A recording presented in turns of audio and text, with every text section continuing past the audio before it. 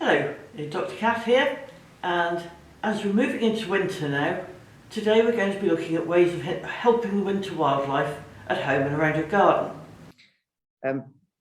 You might think that winter is a bit of a dead time in the garden and there won't be very much about, so really stay inside by the fire. But your garden can be just as beautiful this time of year and just as full of life. There'll be all sorts of things, resident birds, winter migrant birds, feeding on the berries, feeding on the seeds. There'll be insects still getting about, all sorts of things to look out for. But there's lots of ways you can help them survive the winter as well. The first thing is obviously feeding your birds. Most of us these days feed the birds year round, but you can change the way you feed them in the winter to help them survive the cold nights and to give them that boost so that when they come out of winter and into the breeding season, they're in really tip-top condition. So up the calories. Birds don't diet, they need those calories. So things like fat balls are really good. There's lots of ways of presenting them. Make sure you get the ones with no nets on. Get the highest quality ones you can, because the highest quality ones are the highest calorie and the best for the birds. This is a wonderful stack of peanut cakes. It looks very pristine. I shouldn't think it'll stay like that for very long, but the birds will absolutely relish them. And these things are really, really good. The difference between a seed mix, even the high energy seed mix at 500 calories for 100 grams, and these peanut cakes, they come into a whopping 690 calories for 100 grams. So they're really, really, really good. Small birds can, a long cold winter night, small birds will really, really suffer without getting a good feed. So look out for this sort of thing to feed them on. You can even get nice Christmas decorations made out of block, like this wreath here, and they make lovely presents as well, either for your friends or for your garden birds. Don't forget, the most important time for the birds is just before they go to bed, to bulk themselves up, hours and hours of darkness to get through, and of course when they first get up, because they'll be like most of us, they'll wake up absolutely ravenous. So make sure there's some food out when they first get up at dawn, even if it means going out in your welly boots and your dressing gown. And I've done that before, believe me. Scared the milkman, but never mind. It's very important to make sure that your feeders are kept clean over the winter. There's going to be more birds using them. So keep them clean. Use a proprietary, especially for wildlife stuff cleaner, CJ do one. There's several of them around. Give it a good scrub, let it dry, and then put it back together again, refill it, and it's ready to go. But they do need cleaning regularly, and move your feeders. The ground under these feeders can get very covered in bits of discarded food, and it can encourage, A, it can encourage vermin, and B, it can encourage disease. So a good way to keep your birds healthy is clean the feeders and move the feeders. You can download a document telling you exactly how to clean a bird feeder if you're not very sure about it. Most of us, I think, can probably manage it though. Water is really important as well. The birds can dehydrate just as easily as they can starve. And on very cold days, there might not be a lot of water available sort of in the wild. So put out some water. If you have a bird bath that's like this, it's just like a stone bird bath or something, it might be worthwhile to invest in a different design. This is just a plant saucer, and it's a big plant saucer. It works very well as a bird bath.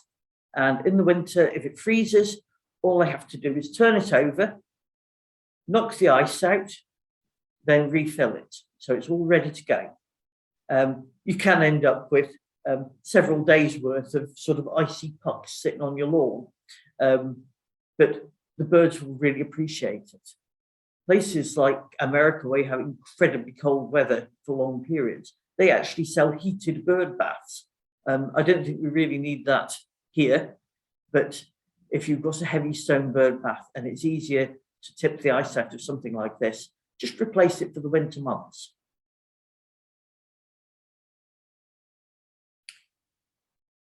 Look more about looking after the water in the garden. Ponds can suffer quite badly in the winter by freezing up. So I know we're not seeing quite as much heavy frosts and hard frosts these days, but they do occur, and particularly in the later part of winter. So do watch out for it. Keep the surface of the ice as clear of snow as you can, because one of the important things that is still going on in the water in the winter is the plants in your water are photosynthesizing, so they're oxygenating the water. If there's no light getting to them because of snow cover, they can't photosynthesize. So sweep as much snow off the top of the ice as you possibly can. Keep the pond, at least part of it, unfrozen if you can. A good way of doing this is to float a ball in it, something about tennis ball sized, and it'll move around in the water with the air currents, and it'll keep at least a patch of it clear. Another way of doing it if it's frozen is to get a pan of boiling water, a saucepan of boiling water, and just gently settle it onto the ice to melt a hole in it. What you don't want to do is go out there and smack the ice with a broom handle or something, because the shock waves can kill animals in the pond. And remember, there will still be things living in the pond. There'll be some newts will hibernate in the mud at the bottom, male frogs particularly well. There'll also be possibly overwintering tadpoles and efts that haven't grown enough to metamorphose in that particular year. There'll be dragonfly larvae, all these sort of things. So keep that unfrozen bit. It's not so much to add, it's not going to add much oxygen, your plants will be doing that, but it stops the buildup of toxic gases between the ice and the water. So it's a good thing to do. Winter, of course, is the time for planting bare root trees. It's a much cheaper way of buying trees than buying them potted, and it gives them a much better chance. They grow away a lot better if you get a small bare rooted tree than if you get a big one in a pot. So think about bare rooted trees. Think about what you'd like to have in your garden, because there's lots of things that can be absolutely fabulous for wildlife. Willows, like the one on the top left here, are really, really good pollinator for pollinators.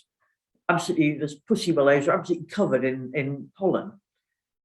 Fruits with berries, really important for the birds in the autumn. And of course, trees with blossom, that's a little bit later than the willows, again for the pollinators. So you can make a big difference, even in a small garden, by putting in a small tree that's going to benefit wildlife. And it'll look beautiful too. If you choose something like some of the rowans, the colour in autumn is beautiful, and you get the birds coming to them, and it just looks fabulous. So get one that's only going to grow small, and even in a tiny garden, it's going to look great.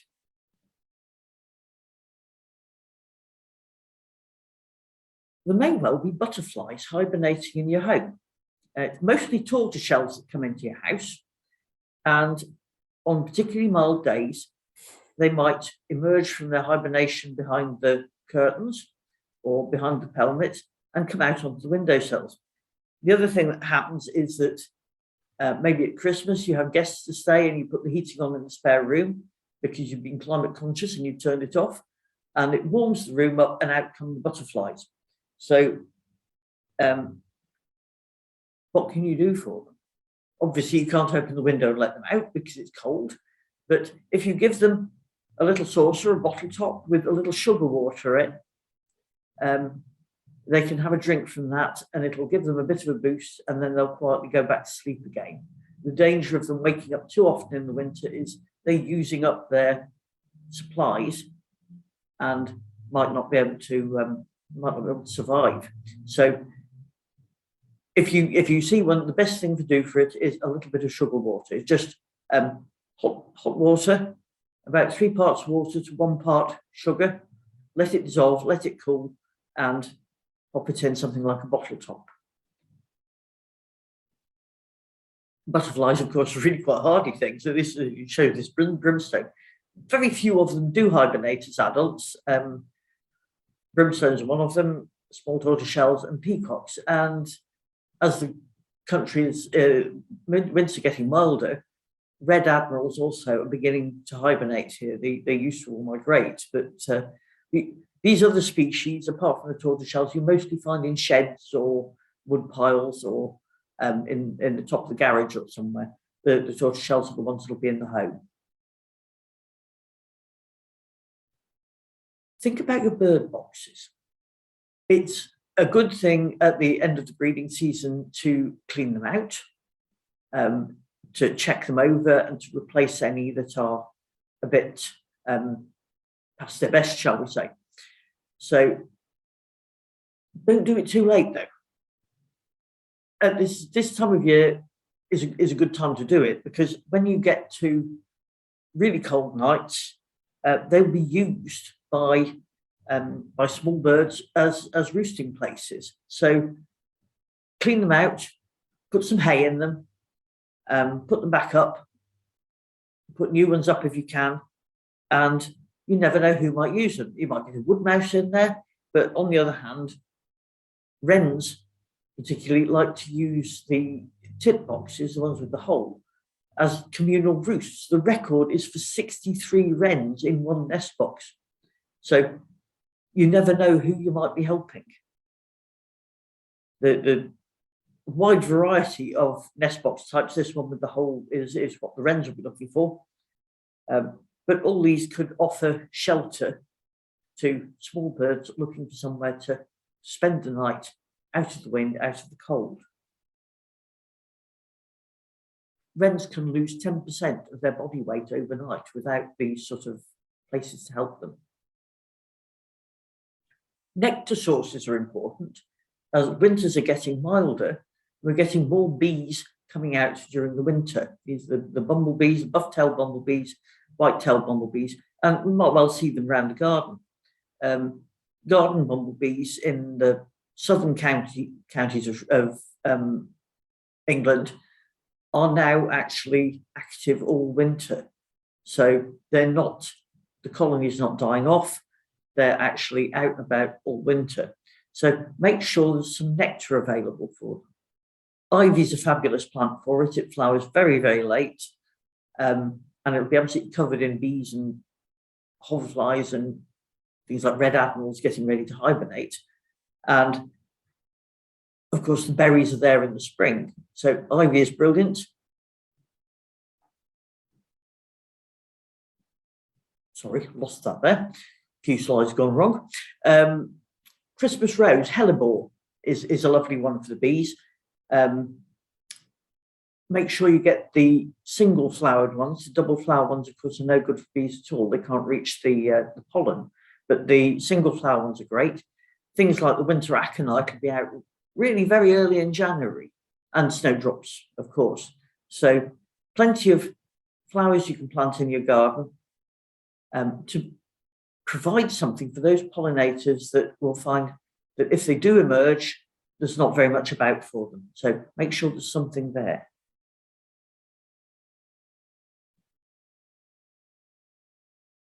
Watch out for hedgehogs. Again, milder winters are encouraging hibernators like hedgehogs to maybe come out of hibernation too early. So keep an eye out. If you see one, put out some food for it. Meat flavored dog or cat food is good, not fish flavored. Milk, bread and milk traditionally for hedgehogs, but don't do it because it's actually quite bad for them. If you can check the weight of it, do. A hedgehog that weighs over 600 grams is probably going to be absolutely fine. If it weighs any less than that, or if it's still borderline, really you need to get it to somewhere like Kew on Wildlife Rescue, and it would be looked after for the winter. Hedgehogs that are seriously underweight aren't going to survive without a bit of help. Even the bigger ones, put some food out, particularly if the ground's hard and they're going to find it hard to forage. So, even if you don't have a dog or a cat, it's worth keeping a little tray of, sort of beefy chunks or whatever. So you've got some there. If the hedgehog appears in your garden during the winter, it's nice to have something to offer them. Garden netting is something we don't really think very much about. You put it over your cabbages to stop the pigeons getting them, this sort of thing. But it can be very, very dangerous to wildlife. It's an all year round thing, really, not just winter, but we tend to cover the cabbages and the broccoli in the winter because that's when the pigeons will be going for them. So make sure that it's either lifted above ground level or it's well secured, because otherwise you want it to be taut so things can't get tangled up in it. It's very easy for small mammals to get caught in it, and there's nothing really worse than going out and picking your cabbages and finding little corpses around the bottom of your vegetable bed. So that's one to watch out for. As long as it's good and taut, it'll be fine. Here's some don'ts. Don't go mad with the tidying. It's great to have an excuse not to. A lot of creatures rely on the slightly messier bits of the garden for somewhere to keep under cover at winter. So don't go mad. Don't sweep up all the bits and pieces out from under your herbaceous plants and whatnot, because you don't know what might be in there. Don't cut back your hedges when they've got berries on them. It sounds a bit obvious, really, but this is one in my back garden, and it's really got a bit beyond itself. It's got very long top bits. It's got a bit spindly, but it's absolutely covered in holly berries. So I'm going to leave it like that until the birds have had all the berries off, and just before we're going in. It might even stay like that until March. As long as I get to trim it off before the nesting season starts, it'll be absolutely fine. The other thing, of course, it's offering good cover to birds in winter. So don't trim your hedges back. The berries are really valuable. It's going to be a huge amount of calories in those that the winter thrushes are going to enjoy. And of course, they will stay on the bush until they all get eaten. I mean, they're quite frost resistant. So when you do get to cut back your trees, there's ways of cutting them that can provide good nesting sites. So instead of lopping it off just at random, choose where you cut, and you can provide twiggy cup-shaped structures that blackbirds and things will love to nest in. So that's one worth thinking about when you get round to cutting your trees back, but hopefully not too early, please.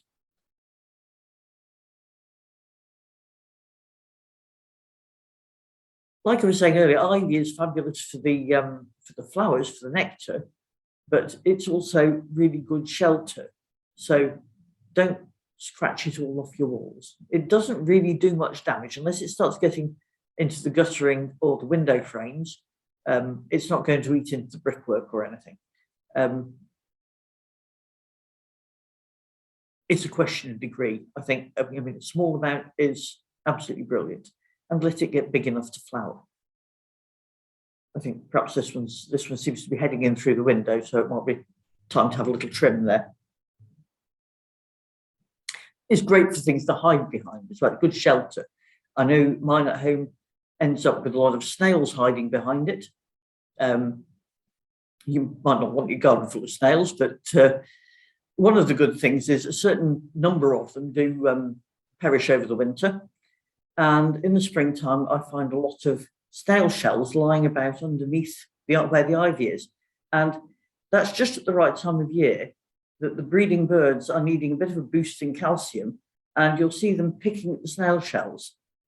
They need the calcium to form their own eggs, of course. So overwintered snails, a few of them dying, is a really good thing. Don't disturb places where things might be hibernating.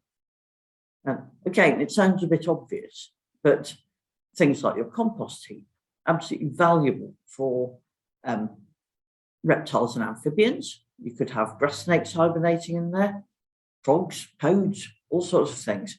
So try not to disturb them at this time of year, right through until the spring. All sorts of small creatures will be hibernating in there as well. The pupae of moths and butterflies, all sorts of things will be overwintering in the warmth of the compost. Other places they might be hibernating, like garden sheds, in the corners of garden sheds, in garages, underneath sheds. Try and think hibernator. Whatever you're tidying up, think about it. It's very, very easy to get a bit carried away while there's nothing much else to do in the garden, and you go out and it's a nice thing, you almost do something.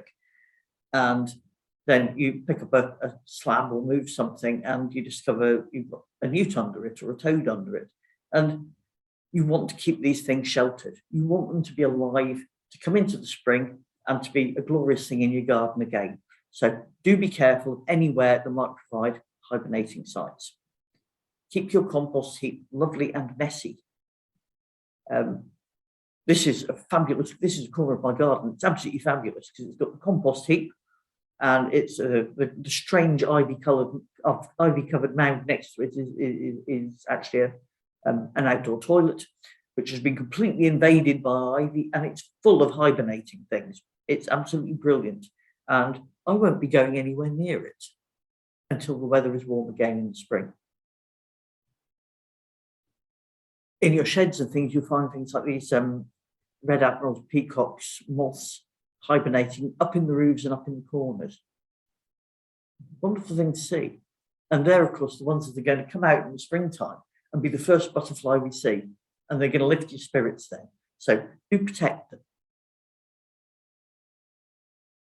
Don't be too enthusiastic about raking up all the leaves.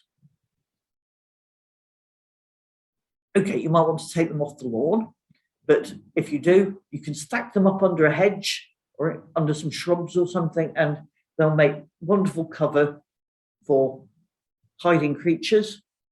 They'll rot down gradually, and they'll be a fabulous resource for the garden. Then we can lovely mulch for flower beds. You can put them on as fresh leaves, or you can mulch them down into leaf mold. Really good soil conditioner, and it gives all those things somewhere to hide and a bit of insulation. So don't be tidy. Please don't be tidy. So actually sort of hedgehog homes covered in heaps of leaves. It's a really good thing to do, but you don't really need to put a hedgehog box in it. The hedgehog will be quite happy with a few sticks and a heap of leaves, but all sorts of other things will use them too. Newts and toads and frogs all like these places to hide for the winter. Another tidying up job for the autumn, if you like, always used to be cutting the dead heads off perennial herbaceous plants. Again, I would say don't do it until growth begins again in the spring.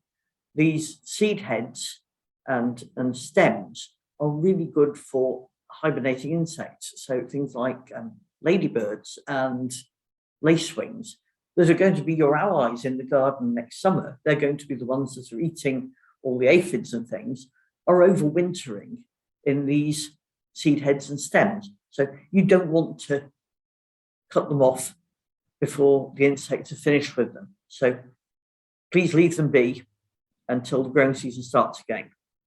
They look quite spectacular. But these phlomis and things like that, when it's frosted on a cold, sharp morning, look absolutely wonderful. They look much better than a trimmed down mound. So look on them as a decoration, but also as a valuable place for the insect. You might find at this time of year that your house or sheds are being invaded by mice. We get wood mice at home coming in for the winter, and they're looking for somewhere warm to stay. And we get them in the attic, and we get quite a few of them actually.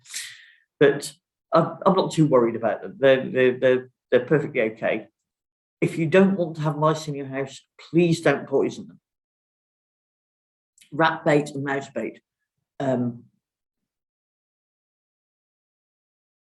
cause tremendous problems with for hunting things like kestrels and barn owls, because the animal might have taken on a sublethal dose, or not died of it yet and still be sort of waddling about the garden.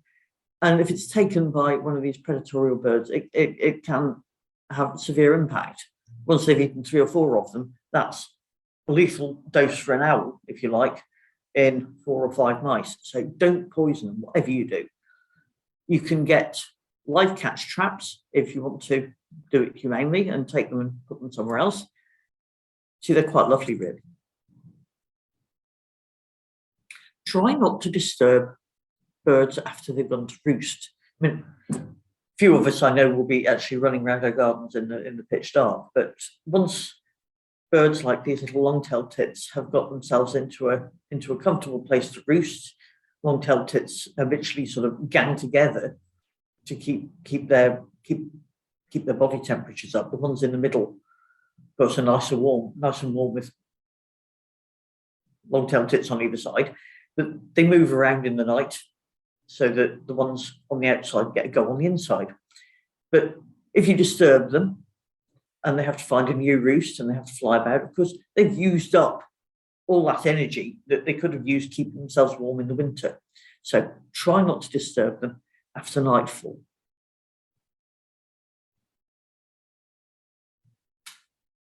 Here's another excuse to be idle.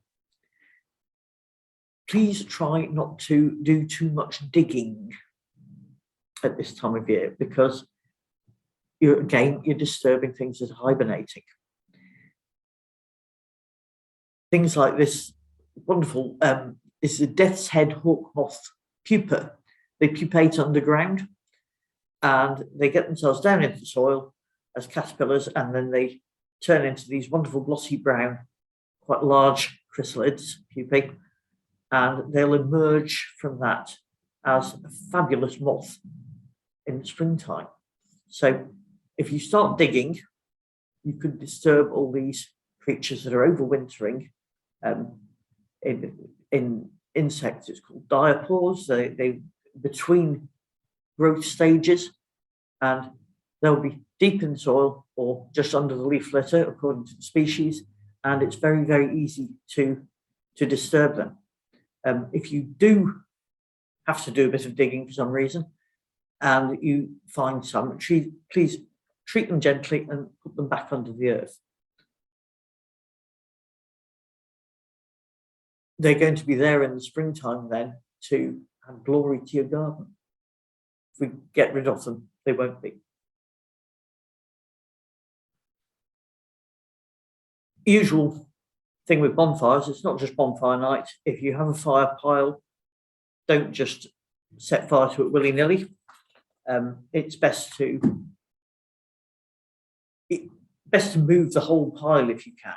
So sort of store your burnables in one place and then put them in your bonfire site at the last minute, because again, there could be hedgehogs under them, there could be frogs, there could be toads, there could be newts. So especially if it's sat there for a long time. So do check your bonfires.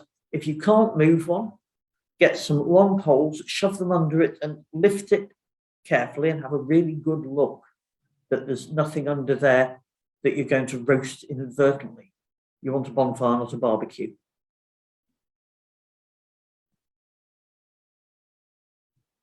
And here's a do. Winter is a really good time to look at the bones of your garden, look at the structure of your garden. You can look back over the year, look at the photos you've taken and see what worked and what didn't. And it's a great time to plan what you can do to make it better for wildlife. So have a think about it. Remember, it's the time of year for planting those trees and shrubs. Think what you can do that will bring it back to life next year better. So all sorts of things that you can be spending those cold evenings plotting, sketching it out, looking through books, looking through the seed catalogues. So it's a good, positive thing to do. Next year, there could be even more wildlife there. As usual, the biggest difference you can make is to join Shropshire Wildlife Trust. Not only looking after the wildlife in your garden, but also around the whole county. We have over 40 reserves. Remember, everything needs somewhere to go, and our reserves make brilliant places for them. So do join us. A large hot chocolate at one of the major coffee chains costs more than 1 month's standard membership.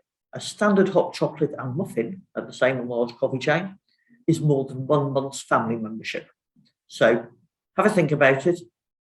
Check out online how much it costs, whether you'd like to do it, what benefits you get, and what benefits the wildlife would get, which is the most important thing. Thank you very much.